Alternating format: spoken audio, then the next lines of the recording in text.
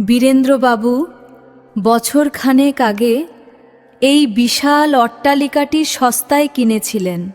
গ্রামের মানুষ বলেছিল, কর্তাবাবু এই ভিটে পা দেবেন না, এখানে রাত বাড়লে সময় থমকে যায়। তিনি আধুনিক মানুষ, এসব কথা হেসেই উড়িয়ে দিয়েছিলেন। কিন্তু আজ রাতের পরিবেশটা একটু অন্য রকম। মোমবাতির আলোটা অকারণে নীলচে হয়ে কাঁপছে। হঠাৎই তার মনে হলো পাশের ঘর থেকে কেউ একজন খিলখিল করে হেসে উঠল। সেই হাসিটা মানুষের নয়, যেন শুকনো পাতার ওপর দিয়ে কেউ হেঁটে গেলে যেমন শব্দ হয়, ঠিক তেমন খসখসে।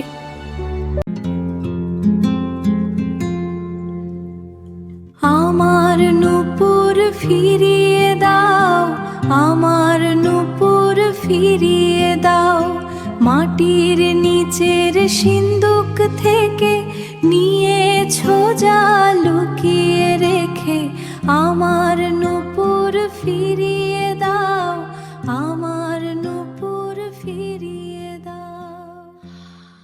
বারান্দায় বেরোতেই দেখলেন মেঝেতে কাদার ছাপ।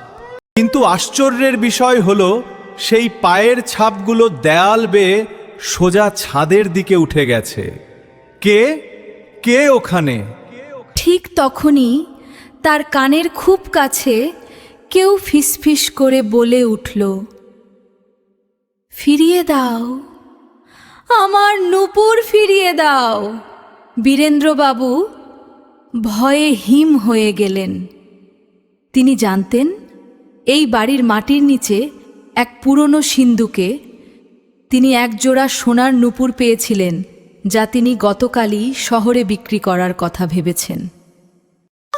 তিনি দৌড়ে নিজের ঘরে ফিরে গিয়ে সিন্দুকটা খুললেন, কিন্তু সিন্দুকটা খালি। তার বদলে সে পড়ে আছে তাজা কিছু রক্তমাখা চুল। হঠাৎ তার ঘাড়ের কাছে এক হিমশীতল স্পর্শ অনুভব করলেন। আয়নার দিকে তাকাতেই বীরেন্দ্রবাবুর চিৎকার গলায় আটকে গেল। আয়নায় তার নিজের প্রতিবিম্ব নেই।